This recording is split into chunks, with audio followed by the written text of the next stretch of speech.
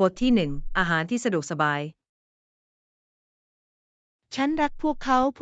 ปลอบใจมาก คุณเคยลองพายแอปเปิลหรือไม่ ใช่ฉันมีบางอย่างที่คิดถึงกลิ่นหอมอบอุ่นและหวานของพายแอปเปิลรอบสดใหม่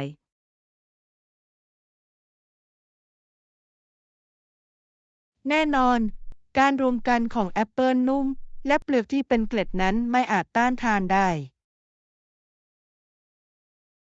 และจะดีกว่ายิ่งเมื่อเสิร์ฟอุ่นพร้อมไอศกรีมวานิลลาหนึ่งตักด้านบนใช่ ความแตกต่างของพายอุ่นและไอศกรีมเย็นนั้นสร้างประสบการณ์ที่น่ารื่นรมย์ ฉันไม่สามารถเห็นด้วยได้อีกเป็นของหวานที่สมบูรณ์แบบสำหรับการชุมนุมและโอกาสพิเศษนอกจากนี้การทำพายแอปเปิลอาจเป็นกิจกรรมสนุกที่จะแบ่งปันกับเพื่อนหรือครอบครัว แน่นอนการรอบด้วยกันสามารถสร้างความทรงจำที่ยอดเยี่ยมในขณะที่เพลิดเพลินกับอาหารแสนอร่อยมาวางแผนวันอบกันเร็วๆนี้ ฉันอยากจะตักพายแอปเปิลด้วยกัน บทที่ 2 การผจญภัยบนภูเขาฉันยังมีโอกาสเดินป่าผ่านภูเขาเขียวชอุ่มและพบกับสัตว์ป่าหายากซึ่งเป็นประสบการณ์ที่น่าทึ่ง ฟังดูน่าอัศจรรย์มีสิ่งพิเศษอย่างแท้จริงเกี่ยวกับการล้อมรอบด้วยธรรมชาติและเป็นพยานถึงความงามของมันด้วยตนเอง แน่นอน ความเขียวขจีที่สดใส และอากาศบริสุทธิ์ช่วยฟื้นฟูจิตวิญญาณอย่างแท้จริง และการสังเกตเห็นสัตว์ที่เป็นเอกลักษณ์ทำให้มันน่าจดใช่ จำยิ่มันเหมือนงขึ้น กับการก้าวเข้าสู่โลกที่แตกต่าง ซึ่งทุกอย่างรู้สึกสงบ และมีชีวิตอยู่พร้อมกัน ฉันพบนกหายาก2-3ตัวที่ฉันเคยเห็นในสารคดีเท่านั้น และรู้สึกเหมือนจริงเมื่อเห็นพวกมันในที่อยู่อาศัยตามธรรมชาติของพวกเขา ว้าว นั่นต้องเป็นช่วงเวลาที่น่าตื่นเต้น ฉันอยากสัมผัสกับการผจญภัยแบบนั้น และเรียนรู้เพิ่มเติมเกี่ยวกับสัตว์ป่า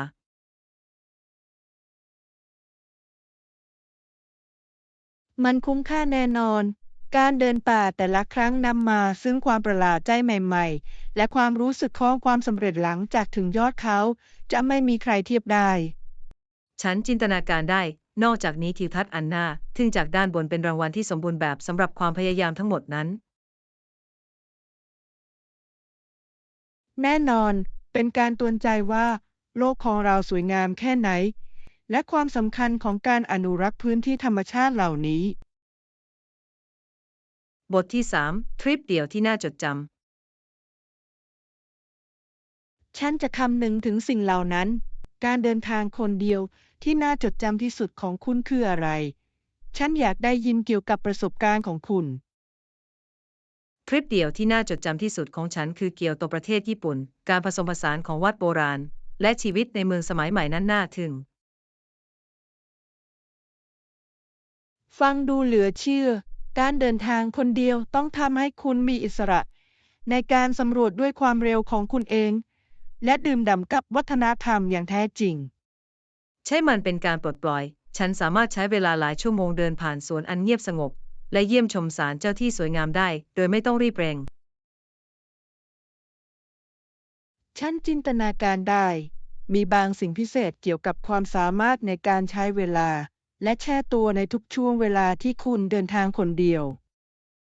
แน่นอน นอกจากนี้ฉันได้พบกับคนท้องถิ่นที่น่าตื่นตาตื่นใจที่แบ่งปันเรื่องราวเกี่ยวกับวัฒนธรรมของพวกเขาซึ่งทำให้ประสบการณ์มากยิ่งขึ้น ฟังดูเหมือนวิธีที่ยอดเยี่ยมในการเชื่อมต่อกับสถานที่ และผู้คนของมันคุณลองอาหารที่ไม่เหมือนใครในขณะที่คุณอยู่ที่นั่นหรือไม่ ใช่ ฉันชอบอาหารแบบดั้งเดิมเช่นราเมง และขนมรสแมทชา ซึ่งเป็นเรื่องที่น่ารื่นรมย์สำหรับต่อมรสของฉัน ว้าว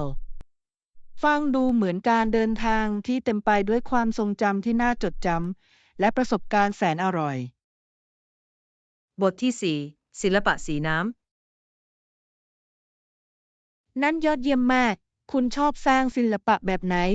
ฉันชอบสีน้ำพวกเขาสร้างเอฟเฟกต์ที่สวยงามและนุ่มนวล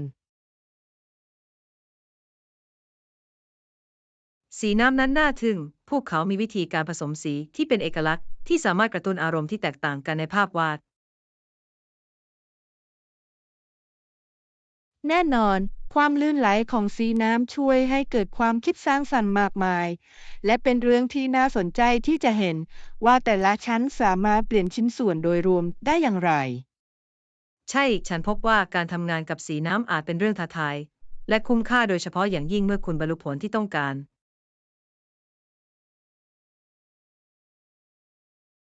แน่นอน มันเหมือนกับการเต้นรำระหว่างการควบคุมและความเป็นธรรมชาติ บางครั้งผลลัพธ์ที่ดีที่สุดมาจากการหยด และการผสมผสานที่ไม่คาดคิด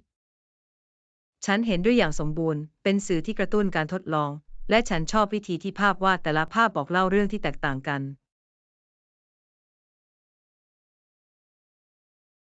คุณได้สร้างชิ้นงานที่คุณภูมิใจเป็นพิเศษหรือไม่ ใช่ ฉันเพิ่งวาดภูมิทัศน์ที่ถ่ายภาพพระอาทิตย์ตกและสีสันก็กลายเป็นอย่างสวยงาม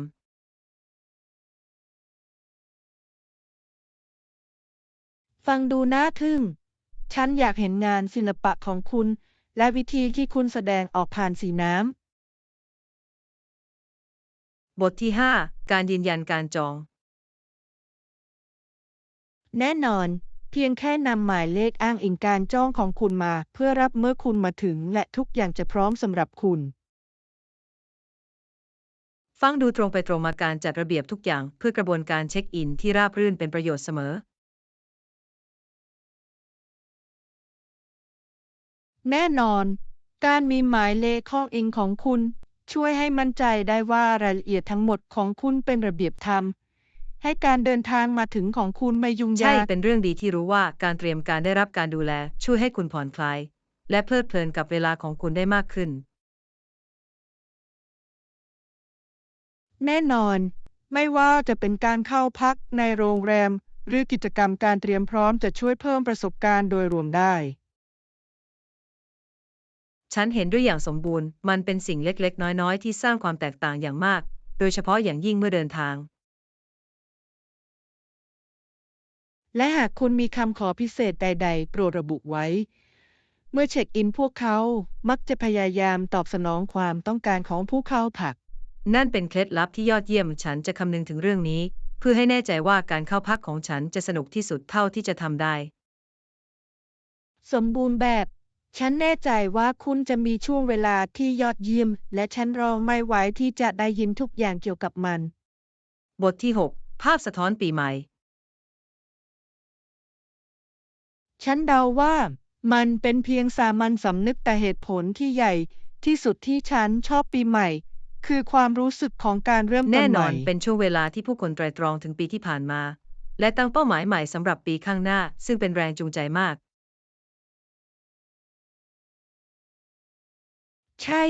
ความคิดในการเริ่มต้นใหม่สามารถสร้างแรงบันดาลใจให้เราทำการเปลี่ยนแปลงเชิงบวกในชีวิตของเราไม่ว่าจะเป็นขนาดใหญ่หรือเล็ก ฉันเห็นด้วยอย่างสมบูรณ์ มันสดชื่น ที่จะคิดถึงความเป็นไปได้ทั้งหมดที่ปีใหม่นำมา ซึ่งและวิธีที่เราสามารถเติบโตได้ และการเฉลิมฉลองกับเพื่อน และครอบครัวสร้างความรู้สึกของชุมชนที่ทำให้โอกาสพิเศษยิ่งขึ้น แน่นอนการแบ่งปันความหวัง และความมุ่งมั่นสามารถส่งเสริมการเชื่อมต่อ และการสนับสนุนที่ลึกซึ้งยิ่งขึ้นระหว่างคนที่คุณรัก นอกจากนี้การเฉลิมฉลอง และประเพณีรอบปีใหม่ยังเพิ่มความตื่นเต้น และความสุขของการเฉลิมฉลอง ใช่ แต่ละวัฒนธรรมมีวิธีการต้อนรับปีใหม่ที่เป็นเอกลักษณ์ ซึ่งทำให้การเรียนรู้เกี่ยวกับประเพณีที่แตกต่างกันน่าหลงใหล เรามาแน่ใจว่าได้ยอมรับจิตวิญญาณแห่งปีใหม่ และนำพลังงานเชิงบวกไปตลอดทั้งปี บทที่ 7 ความสำคัญของอูลูรู ทวีปนี้เป็นที่ตั้งของหินสีแดงขนาดใหญ่ ที่รู้จักกันในชื่ออาลูรูซึ่งยืนอย่างงดงามในทะเลทราย และเกือบจะเป็นสถาน ใช่ ที่ อู ศัก ลู ดิ์ รู สิท เป็น ธิ์ สถานที่สำคัญอันโดดเด่น ความสำคัญทางวัฒนธรรมอันอุดมสมบูรณ์ต่อชนพื้นเมืองของออสเตรเลียทำให้มันพิเศษยิ่งขึ้น แน่นอน เป็นสัญลักษณ์ของมรดกและการเชื่อมโยงกับแผ่นดิน และการเยี่ยมชมมันอาจเป็นประสบการณ์ที่ลึกซึ้ง แน่นอนวิธีที่มันเปลี่ยนสีในช่วงเวลาต่างๆของวันนั้นน่าหลงไหล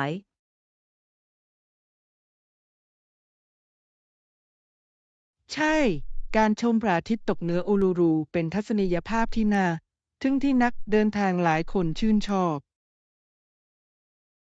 และสิ่งสำคัญคือต้องเคารพแนวทางปฏิบัติทางวัฒนธรรมและประเพณีที่เกี่ยวข้องกับไซต์เมื่อเยี่ยมชม แน่นอน การทำความเข้าใจเรื่องราวและความเชื่อที่เชื่อมโยงกับอาลูรูช่วยเพิ่มประสบการณ์และส่งเสริมความชื่นชมต่อแผ่นดิน ฉันอยากจะเยี่ยมชมและเรียนรู้เพิ่มเติมเกี่ยวกับประวัติศาสตร์และความสำคัญของมันโดยตรง นั่นจะเป็นการเดินทางที่น่าจดจำดื่มด่ำไปกับธรรมชาติและวัฒนธรรม บทที่ 8 แฟชั่นประวัติศาสตร์ เมื่อฉันเยี่ยมชมพิพิธภัณฑ์ ฉันสามารถเห็นทุกอย่างจากอดีต มีเสื้อผ้าที่ทำให้ฉันสงสัยเกี่ยวกับเรื่องราวของพวกเขาจริง ฟังดูน่าหลงไหล เป็นเรื่องที่น่าเหลือเชื่อที่จะคิดว่าแฟชั่นมีวิวัฒนาการอย่างไรเมื่อเวลาผ่านไป และเสื้อผ้าเหล่านั้นเป็นตัวแทนของอะไร ๆ แน่นอน ฉันไม่รู้ว่าผู้คนสวมชุดเหล่านั้นอย่างไรดูเหมือนจะซับซ้อน และไม่สบายใจตามมาตรฐานในปัจจุบัน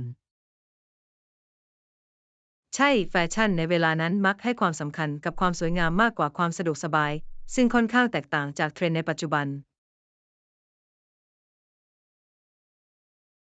ถูกต้องเป็นเรื่องที่น่าสนใจที่จะเห็นว่าบรรทัดฐานและค่านิยมของสังคมมีอิทธิพลต่อสไตล์เสื้อผ้าตลอดประวัติศาสตร์อย่างไร แน่นอนแต่ละชิ้นบอกเล่าเรื่องราวที่สะท้อนถึงวัฒนธรรมและยุคที่มาจากนั้นซึ่งน่าดึงดูดมาก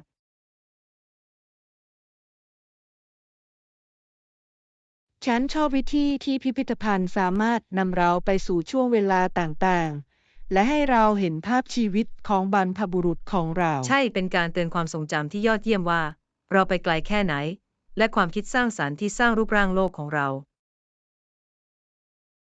มาวางแผนการเยี่ยมชมพิพิธภัณฑ์อื่นเร็วๆนี้มีสิ่งใหม่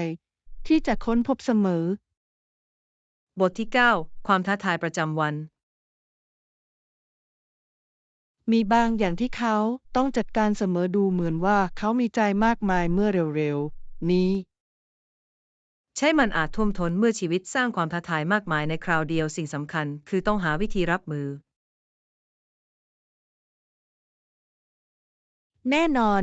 บางครั้งการพูดคุยเกี่ยวกับเรื่องนี้สามารถช่วยลดน้ำหนัก และให้ความชัดเจนบางอย่าง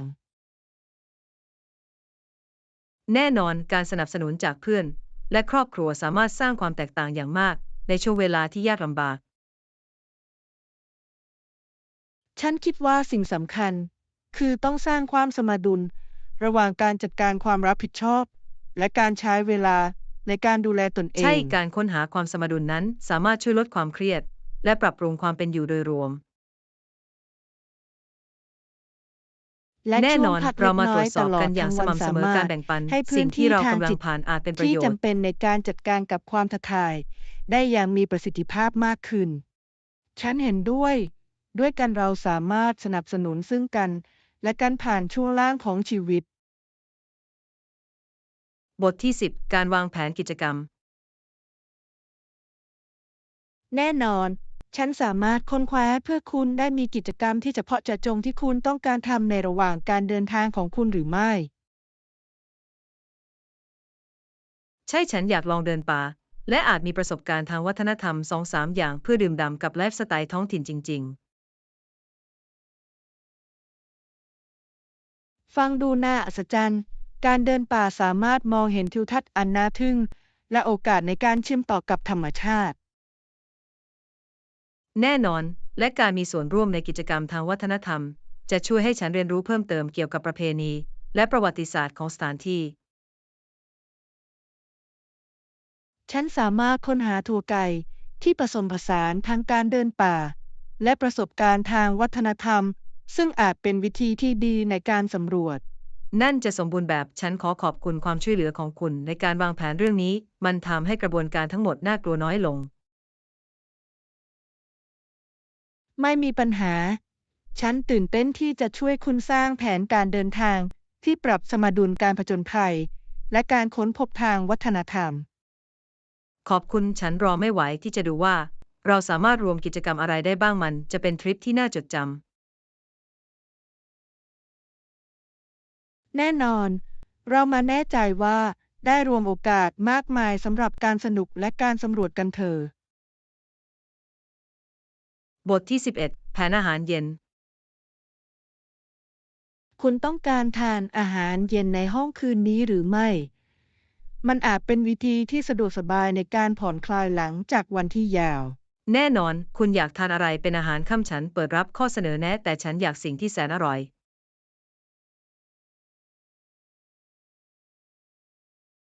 และสั่งพาสต้าล่ะ มันสะดวกสบายเสมอและมีตัวเลือกแสนอร่อยมากมายให้เลือก ฟังดูดีมาก ฉันชอบเฟตตูชินีอัลเฟรโดที่ดี หรือซอสอาแรบเบียต้าเผ็ด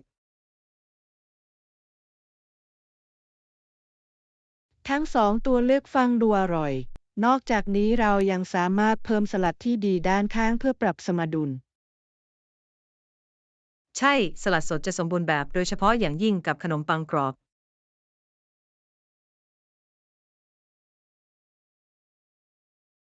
ลองตรวจสอบเมนูและดูว่าพวกเขามีอาหารพิเศษในคืนนี้ที่เราควรลองหรือไม่ ความคิดที่ดี ฉันตื่นเต้นกับอาหารค่ำแสนอบอุ่นของเรามันจะเป็นวิธีที่ดีในการผ่อนคลายด้วยกัน แน่นอน หลังจากวันที่ยาวนานเพลิดเพลินกับอาหารที่ดี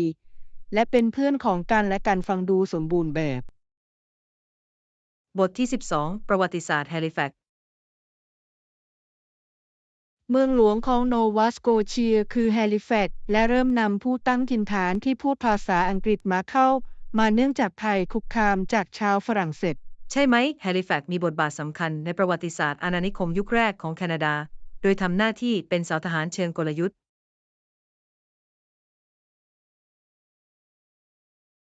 ใช่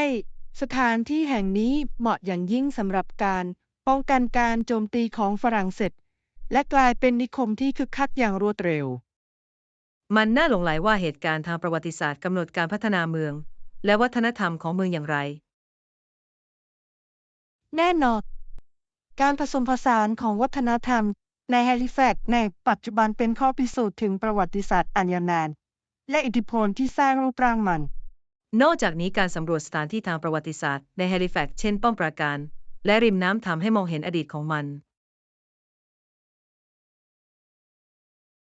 ฉันเห็นด้วย เป็นเมืองที่สวยงามที่มีให้มากมาย ตั้งแต่ประวัติศาสตร์ไปจนถึงฉากศิลปะที่มีชีวิตชีวา แน่นอนฉันอยากจะเยี่ยมชม และเรียนรู้เพิ่มเติมเกี่ยวกับวิวัฒนาการของแฮลิแฟกซ์ในช่วงหลายปีที่ผ่านมา มาวางแผนการเดินทางที่นั่นสักครู่ฉันคิดว่าเราทั้งคู่จะสนุกกับการสำรวจความสำคัญทางประวัติศาสตร์ของมัน บทที่ 13 ทัวร์ห้องพัก ฟังดูสมเหตุสมผล คุณสามารถแสดงห้องดีลักซ์ให้เราก่อนที่เราจะตัดสินใจได้หรือไม่ ฉันต้องการตรวจสอบให้แน่ใจว่ามันเป็นไปตามความคาดหวังของเรา แน่นอนห้องดีลักซ์มีทิวทัศน์ที่สวยงาม และมีพื้นที่มากขึ้น ซึ่งจะทำให้การเข้าพักของเราสนุกยิ่งขึ้น สมบูรณ์แบบ ฉันขอขอบคุณที่สามารถมองเห็นห้องก่อนมันช่วยให้มั่นใจได้ว่าเรากำลังตัดสินใจอย่างถูกต้อง ใช่สิ่งสำคัญคือต้องรู้สึกสบาย และผ่อนคลายในพื้นที่ที่เราจะอยู่โดยเฉพาะอย่างยิ่งสำหรับการพักผ่อน แน่นอน ฉันชอบความคิดที่จะมีทิวทัศน์ที่สวยงามเพื่อตื่นขึ้นทุกเช้า และสิ่งอำนวยความสะดวกพิเศษในห้องดีลักซ์สามารถเพิ่มประสบการณ์ของเราในระหว่างการเข้าพัก ฉันเห็นด้วย มาตรวจสอบและดูว่ามันมีทุกสิ่งที่เรากำลังมองหาหรือไม่ ใช่ ฉันรอไม่ไหวที่จะดูว่ามันน่ารักเท่าที่ฉันจินตนาการว่าจะเป็นหรือไม่ ไปกันเถอะฉันตื่นเต้นที่จะดูบทที่ 14 ประวัติการขนส่ง พวกเขาเคยใช้มาในการขนส่งในสมัยโบราณ ซึ่งดูเหมือนจะแตกต่างจากวิธีที่เราเดินทางตอนนี้ ใช่มันน่าสนใจที่จะคิดว่าผู้คนพึ่งพาม้าในทุกสิ่งทุกอย่างตั้งแต่การเดินทางประจำวันไปจนถึงการเดินทางไกล แน่นอน ม้าเป็นสิ่งจำเป็นสำหรับการค้าการเดินทาง และแม้แต่การเกษตรโดยสร้างสังคมอย่างลึกซึ้ง และคิดถึงความผูกพันที่คนมีกับม้าของพวกเขาไม่ใช่แค่สัตว์เท่านั้น แต่เป็นเพื่อนที่เชื่อถือได้ มันเป็นความจริง ความสัมพันธ์ระหว่างมนุษย์กับม้ามีความสำคัญตลอดประวัติศาสตร์ นอกจากนี้ด้วยเทคโนโลยีที่ทันสมัยมันน่าเหลือเชื่อที่ได้เห็นว่าการขนส่งมีการพัฒนาอย่างรวดเร็วอย่างไร ใช่ ตั้งแต่รถม้าไปจนถึงรถยนต์ และรถไฟความก้าวหน้า ได้เปลี่ยนวิธีที่เราเคลื่อนไหวได้อย่างสมบูรณ์ ฉันสงสัยว่าพวกเขาต้องเผชิญกับความท้าทายแบบไหนเมื่อเทียบกับสิ่งอำนวยความสะดวกที่เรามีในปัจจุบัน มันเป็นหัวข้อที่ดีสำหรับการอภิปรายกัน การทำความเข้าใจในอดีตช่วย ให้เราชื่นชมรูปแบบการขนส่งในปัจจุบันของเรา บทที่ 15 ความสมดุลระหว่างชีวิตการทำงานและชีวิต ฉันชอบที่จะใช้เวลาสักครู่เพื่อผ่อนคลายก่อนวันทำงานจะเริ่มขึ้นตารางการทำงานของคุณเป็นอย่างไรเมื่อคุณเริ่มต้น ฉันมักจะมีตารางเวลาที่ค่อนข้างแพง แต่ฉันพบว่าการตัดช่วงเวลาที่เงียบสงบในตอนเช้าเป็นประโยชน์ ฟังดูเหมือนกลยุทธ์ที่ดี การเริ่มต้นวันอย่างสงบสามารถกำหนดโทนเสียงเชิงบวกสำหรับความท้าทายใด ๆ ที่กำลังอยู่ข้างหน้า แน่นอนฉันพยายามนั่งสมาธิหรือเพลิดเพลินกับกาแฟสักถ้วยในขณะที่วางแผนงานของฉันสำหรับวันนั้น นั่นเป็นวิธีการที่ยอดเยี่ยม ช่วยให้มีจิตใจที่ชัดเจนก่อนกระโดดเข้าทำงาน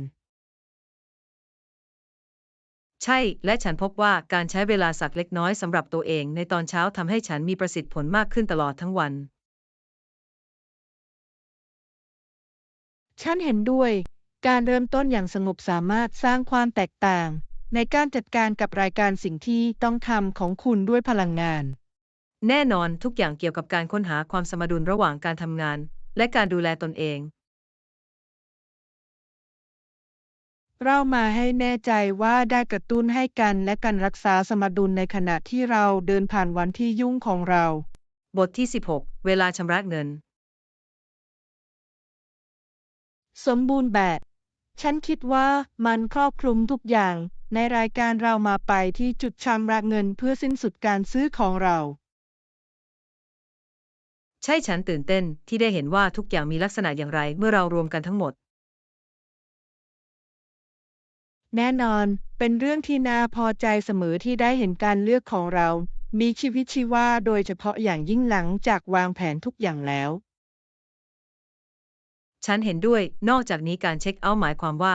เรากำลังใกล้เพลิดเพลินกับไอเทมใหม่ของเราอีกก้าวหนึ่ง ใช่ ฉันรอไม่ไหวที่จะใช้ทุกสิ่งที่เราเลือกมันรู้สึกเหมือนเป็นรางวัลเล็กน้อยสำหรับความพยายามของเรา แน่นอน และเมื่อเรามาถึงบ้านเราสามารถเริ่มจัดระเบียบและตั้งค่าทุกอย่างได้ เรามาตรวจสอบให้แน่ใจว่าเราเก็บใบเสร็จรับเงินของเราไว้ในกรณีที่เราจำเป็นต้องทำความ การ คิด แลก ที่ เปลี่ ดี ยนในภาย ฉัน หลั ชอบ ง ติดตามการซื้อของฉันเพื่อวัตถุประสงค์ในการจัดทำงบประมาณ เอาละไปผจญภัยช้อปปิ้งนี้ให้เสร็จสิ้น บทที่ 17 หลบหนีจากเมืองชายหาด แน่นอน แล้วสำรวจเมืองชายหาดใกล้ๆหลัก มันอาจเป็นการพักผ่อนที่สดชื่นจากกิจวัตรปกติของเรา ฟังดูน่าอัศจรรย์ เมืองชายหาดมีบรรยากาศที่ผ่อนคลาย และฉันชอบเสียงคลื่น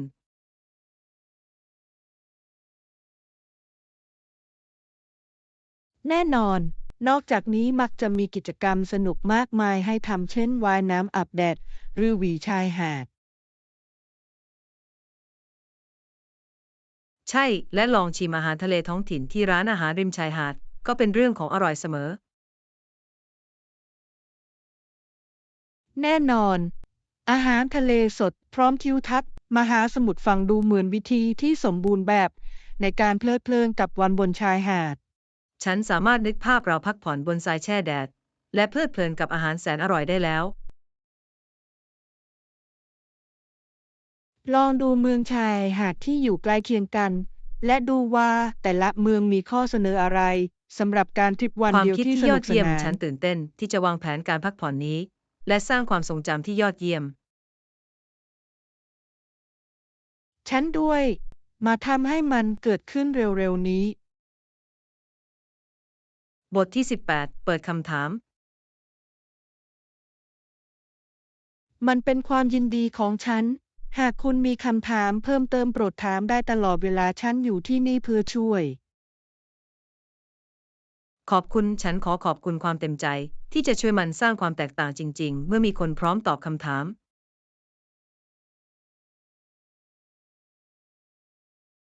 แน่นอน ฉันเชื่อว่าการสื่อสารแบบเปิดเป็นกุญแจสำคัญในการทำให้ทุกอย่างทำงานได้อย่างราบรื่น ใช่ เป็นเรื่องดีที่รู้ว่า ฉันสามารถติดต่อได้หากต้องการคำชี้แจง หรือความช่วยเหลือเพิ่มเติม แน่นอน ฉันยินดีที่จะแบ่งปันข้อมูลและช่วยเหลือในทุกวิธีที่ฉันทำได้ นั่นน่าเชื่อถือ ทำให้กระบวนการทั้งหมดรู้สึกจัดการได้ง่ายขึ้น และน่ากลัวน้อยลง ฉันดีใจที่ได้ยินสิ่งนั้น เรามาเปิดเส้นทางการสื่อสารกันในขณะที่เราก้าวไปข้างหน้า ใช่ ด้วยกันเราสามารถจัดการกับความท้าทายใดๆที่เกิดขึ้นได้ แน่นอน ฉันหวังว่าจะทำงานร่วมกันและบรรลุสิ่งที่ยิ่งใหญ่ บทที่ 19 สภาพอากาศวันหยุดสุดสัปดาห์ คุณมีความคิดเกี่ยวกับสภาพอากาศสุดสัปดาห์นี้หรือไม่ ฉันได้ยินว่ามันอาจมีแดด และอบอุ่นเหมาะสำหรับปิกนิก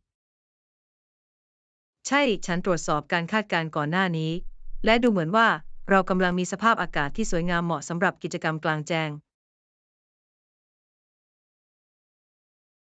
ฟังดูน่าอัศจรรย์ วันที่มีแดดจัดที่สวนสาธารณะจะเป็นวิธีที่สมบูรณ์แบบในการผ่อนคลาย และเพลิดเพลินกับธรรมชาติ ฉันเห็นด้วยอย่างสมบูรณ์ เป็นโอกาสที่ดีที่จะรวบรวมเพื่อน และปิกนิกที่น่ารักด้วยกัน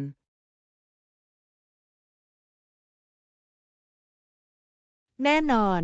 เราสามารถบรรจุของว่างเครื่องดื่ม และบางทีฟริสบีสำหรับเกมสนุกๆ ได้ ใช่ นั่นจะทำให้เป็นวันที่น่ารื่นรมย์เต็มไปด้วยอาหารที่ดี และเสียงหัวเราะ มาสรุปแผนของเรา และตรวจสอบให้แน่ใจว่าทุกคนมาปิกนิกในวันหยุดสุดสัปดาห์นี้ แน่นอนฉันรอไม่ไหวที่จะดื่มด่ำกับแสงแดด และเพลิดเพลินกับเวลาที่มีคุณภาพกับเพื่อนฮ่าฮะ ฉันด้วย มันจะเป็นวันหยุดสุดสัปดาห์ที่ยอดเยี่ยม บทที่ 20 สำรวจงานอดิเรก คุณเคยลองงานอดิเรกอื่นๆ เมื่อเร็วๆนี้หรือไม่ ฉันยังเริ่มเรียนรู้วิธีเล่นกีตาร์ และมันเป็นประสบการณ์ที่คุ้มค่า ฟังดูน่าอัศจรรย์ ฉันอยากเรียนรู้เครื่องดนตรีมาตลอด แต่ฉันไม่เคยทำอะไรเลยอะไรเป็นแรงบันดาลใจให้คุณเริ่มต้น ฉันชอบดนตรีมาตลอดและฉันคิดว่าถึงเวลาแล้วที่ฉันจะหยิบทักษะที่ฉันสามารถเพลิดเพลินไปได้หลายปีข้างหน้า นั่นเป็นแรงจูงใจที่ยอดเยี่ยม ดนตรีสามารถเป็นช่องทางที่ยอดเยี่ยมสำหรับความคิดสร้างสรรค์ และการแสดงออกคุณพบมันได้อย่างไร มันท้าทายแต่ความก้าวหน้าเล็กน้อยทุกครั้งรู้สึกเหมือนชัยชนะโดยเฉพาะอย่างยิ่งเมื่อฉันสามารถเล่นเพลงที่ฉันรักได้ ฉันจินตนาการได้การเรียนรู้สิ่งใหม่ อาจทำให้กลัวเล็กน้อย แต่ฟังดูเหมือนว่าคุณกำลังสนุกกับการเดินทางจริง แน่นอนนอกจากนี้มันเป็นวิธีที่ยอดเยี่ยมในการผ่อนคลายหลังจากวันที่ยาวนานเพียงแค่ตื่นออกไปและหลงทางในดนตรี ฟังดูบำบัด ฉันอยากได้ยินคุณเล่นสักครั้งหนึ่งบางทีมันอาจเป็นแรงบันดาลใจให้ฉันเริ่มต้นการเดินทางทางดนตรีของตัวเอง ฉันยินดีที่จะแบ่งปัน เรามาสนับสนุนซึ่งกันและกันเพื่อสำรวจงานอดิเรกของเรามันทำให้ประสบการณ์สนุกยิ่งขึ้น บทที่ 21 เคล็ดลับเนื้อหาอาหาร ฉันเคยคิดถึงเคล็ดลับในการสร้างเนื้อหาอาหารที่น่าสนใจ และเคล็ดลับสำคัญอย่างหนึ่งคือการบอกเล่าเรื่องราวกับแต่ละจาน ฟังดูเหมือนแนวทางที่ยอดเยี่ยม การแบ่งปันพื้นหลัง และแรงบันดาลใจเบื้องหลังสูตรสามารถเชื่อมต่อกับผู้ชมได้จริง แน่นอน ผู้คนชอบที่จะรู้จักการเดินทาง เบื้องหลังอาหารไม่ว่าจะเป็นประเพณีของครอบครัว หรือการทดลองส่วนตัวในห้องครัว ๆ ใช่ มันเพิ่มความลึกให้กับเนื้อหา และทำให้มีความสัมพันธ์มากขึ้นเชิญผู้ชมให้มีส่วนร่วมกับเรื่องราว และการแสดงกระบวนการทำอาหาร พร้อมกับความแปลกประหลาด และความท้าทายเล็กๆทั้งหมดสามารถทำให้เนื้อหารู้สึกเป็นจริง และน่าดึงดูด แน่นอนเป็นช่วงเวลาจริงที่สะท้อนกับผู้ชมทำให้พวกเขารู้สึกเหมือนเป็นส่วนหนึ่งของประสบการณ์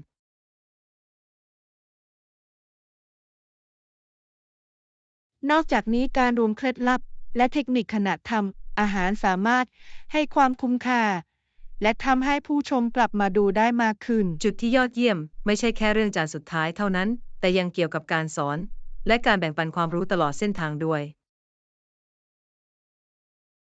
ลองระดมความคิดบางอย่างสำหรับเนื้อหาอาหารของเราเองฉันคิดว่าเราสามารถสร้างสิ่งพิเศษได้ด้วยกัน บทที่ 22 การเช็คอินตามปกติในยิม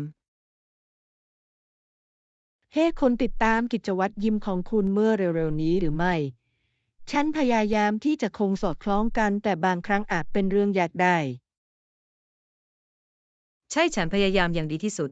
บางสัปดาห์ดีกว่าคนอื่น แต่ฉันพบว่าการมีเพื่อนออกกำลังกายช่วยให้ฉันมีแรงจูงใจ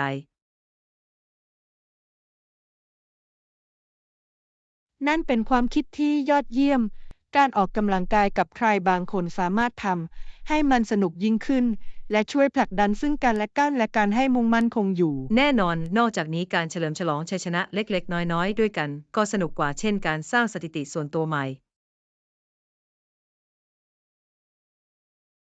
แน่นอน และแม้ในวันที่ฉันไม่รู้สึกอยากไป แต่การรู้ว่ามีคนวางใจฉันจะช่วยให้ฉันเคลื่อนไหว ใช่ ความรับผิดชอบนั้นสามารถสร้างความแตกต่างในการยึดมั่น ในกิจวัตรประจำวันคุณกำลังออกกำลังกายแบบไหนเมื่อเร็วๆนี้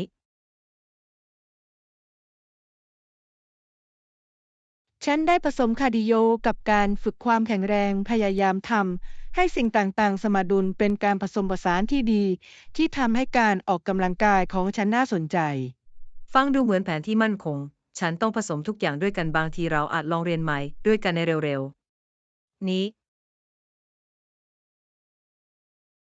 ฉันจะชอบสิ่งนั้น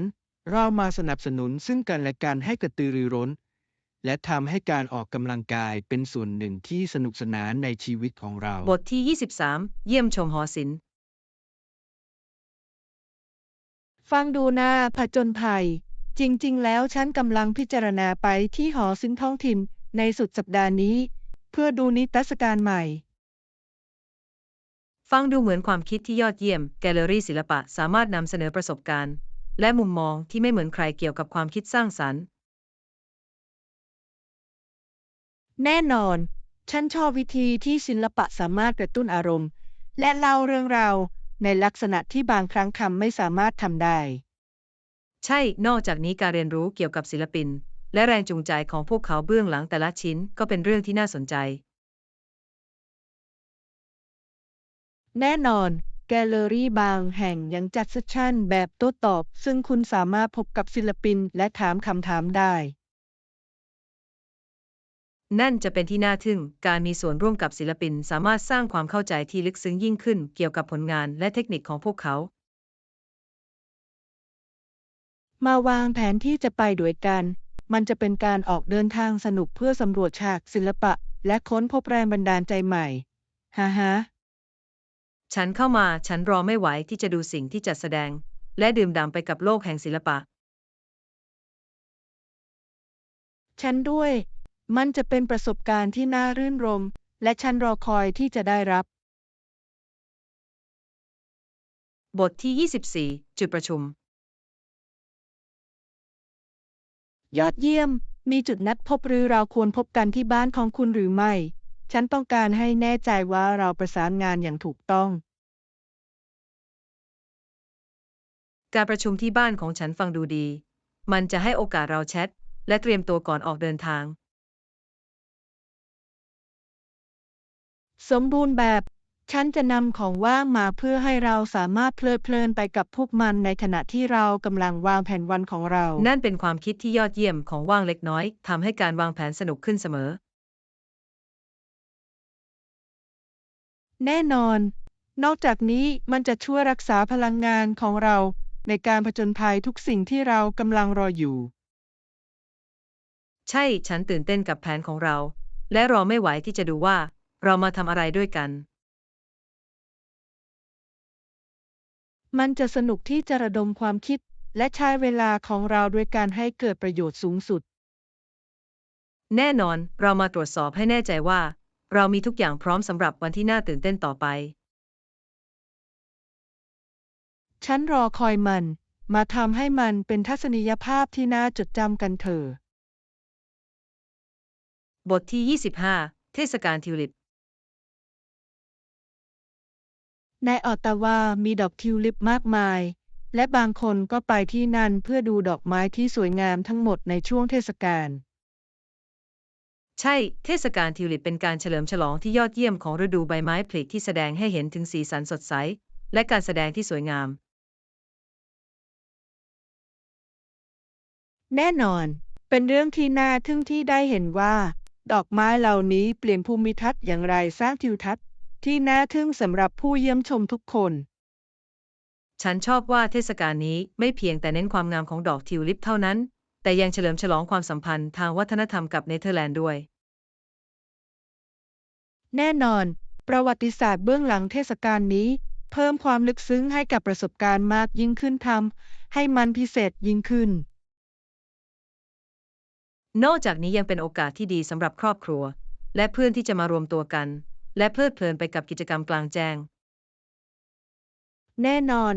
ฉันคิดว่าการเข้าร่วมเทศกาลจะเป็นวิธีที่น่ารื่นรมย์ในการต้อนรับสภาพอากาศที่อบอุ่นขึ้น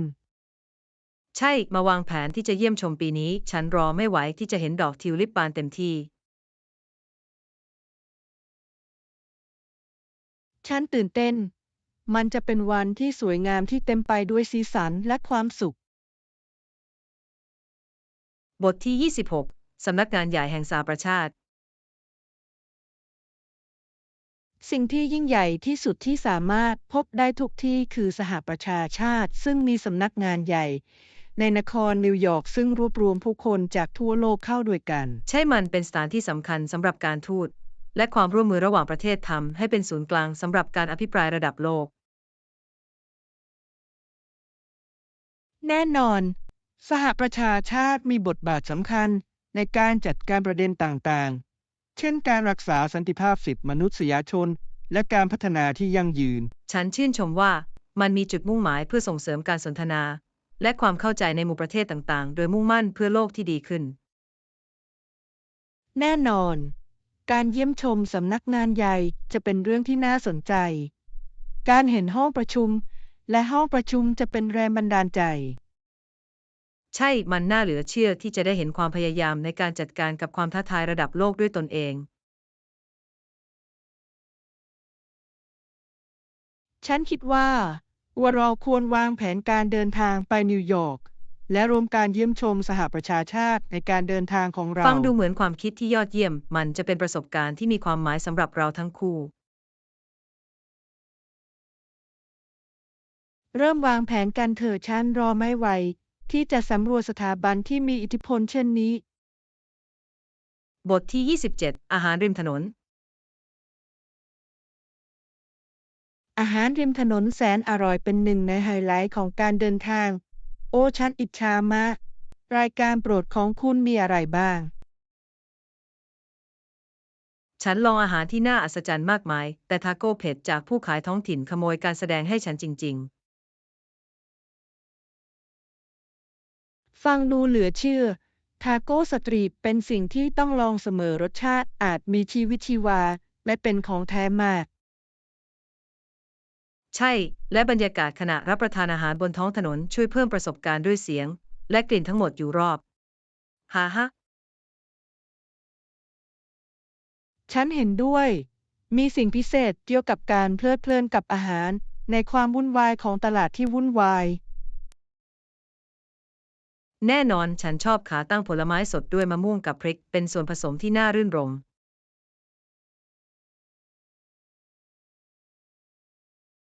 ว้าว ฟังดูสดชื่น ฉันชอบเมื่อผู้ขายริมถนนเสนอรสชาติคลาสสิกที่ไม่เหมือนใคร ใช่เป็นวิธีที่ยอดเยี่ยมในการสำรวจวัฒนธรรม และอาหารของสถานที่ผ่านอาหารริมถนน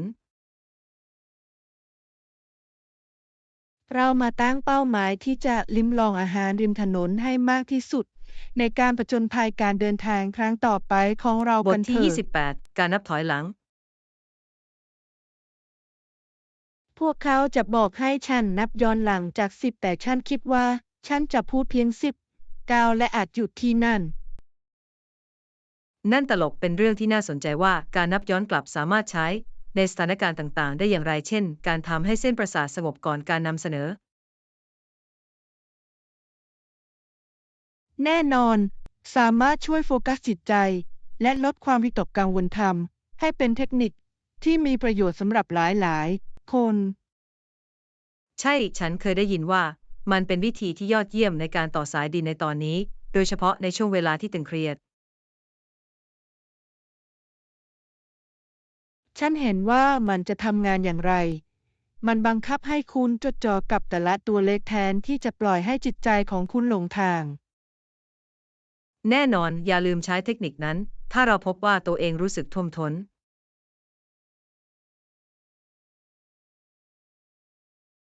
แน่นอน เป็นเครื่องมือที่เรียบง่ายแต่มีประสิทธิภาพที่จะมีไว้ในกระเป๋าหลังของเรา แน่นอนฉันคิดว่ามันเป็นเรื่องดีเสมอที่จะมีกลยุทธ์ในการจัดการความเครียดอย่างมีประสิทธิภาพ มาสำรวจเทคนิคแบบนั้นต่อไปกันเถอะมัน จะมีประโยชน์ต่อเราในระยะยาวเท่านั้น บทที่ 29 การฝึกอบรมทุ่นระเบิด ความไว้วางใจเป็นสิ่งสำคัญโดยเฉพาะอย่างยิ่งเมื่อฝึกอบรมชาวแองโกลาให้ทำงานในทุ่งเมืองที่แพร่หลาย และดูแลงานของพวกเขา แน่นอนเป็นสิ่งสำคัญที่พวกเขาจะต้องรู้สึกปลอดภัย และได้รับการสนับสนุนในขณะที่เรียนรู้ทักษะที่สำคัญเช่นนี้ ใช่การฝึกอบรมที่เหมาะสมไม่เพียงแต่ปกป้องพวกเขา เท่านั้นแต่ยังช่วยให้พวกเขามีส่วนร่วมในเชิงบวกต่อชุมชนของพวกเขา แน่นอนการศึกษาและประสบการณ์จริงเป็นสิ่งสำคัญในการสร้างความมั่นใจในสภาพแวดล้อมที่มีความเสี่ยงสูงเช่นนี้ และการมีหัวหน้างานที่มีความรู้และความเห็นอกเห็นใจทำให้ประสบการณ์การเรียนรู้ของพวกเขาแตกต่างอย่างมีนัยสำคัญ ใช่สภาพแวดล้อมที่สนับสนุนกระตุ้นให้พวกเขาถามคำถาม และขอความช่วยเหลือเมื่อจำเป็น เป็นแรงบันดาลใจที่จะเห็นว่าความไว้วางใจ และการศึกษาสามารถช่วยเปลี่ยนชีวิตในสถานการณ์ที่ท้าทายได้อย่างไร แท้จริง ร่วมกันเราสามารถช่วยสร้างชุมชนที่ปลอดภัยยิ่งขึ้น และอนาคตที่สดใสสำหรับผู้ที่ได้รับผลกระทบจากเหมืองแร่ เรามาสนับสนุนโครงการริเริ่มการฝึกอบรมที่สำคัญเหล่านี้ต่อไป และสนับสนุนผู้ที่ทำงานบนพื้นดิน บทที่ 30 การอภิปรายการชำระเงิน ตกลง แล้วตารางการชำระเงินลามมาหารือเกี่ยวกับหน้าต่างการชำระเงิน 30 วันที่ใช้งานได้กับทั้งสองฝ่าย ฟังดูสมเหตุสมผล หน้าต่างการชำระเงิน 30 วันสามารถให้เวลาเพียงพอสำหรับการประมวลผลในขณะที่ช่วยให้กระแสเงินสดสามารถจัดการได้ แน่นอน สิ่งสำคัญคือต้องตรวจสอบให้แน่ใจว่าทุกคนอยู่ในหน้าเดียวกันเพื่อหลีกเลี่ยงความเข้าใจผิดในภายหลัง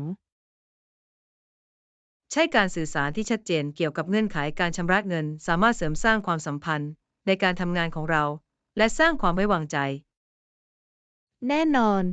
และการมีเอกสารทุกอย่างสามารถช่วยปกป้องทั้งสองฝ่าย ในกรณีที่มีข้อพิพาทใดฮ่าฮะ นั่นเป็นวิธีการที่ชาญฉลาด มันจะดีกว่าเสมอที่จะมีสิ่งต่างๆ เป็นลายลักษณ์อักษรเพื่อความชัดเจนและความรับผิดชอบ มาสรุปรายละเอียดเหล่านี้กันเพื่อให้เราสามารถก้าวไปข้างหน้ากับโครงการได้โดยไม่มีความล่าช้า ใช่ ฉันจะแน่ใจว่าได้ร่างข้อตกลงอย่างเป็นทางการโดยระบุตารางการชำระเงิน และข้อกำหนดที่สำคัญอื่นฮ่าฮะ สมบูรณ์แบบเมื่อเรียงลำดับแล้วเราสามารถมุ่งเน้นไปที่แง่มุมที่น่าตื่นเต้นของโครงการข้างหน้าได้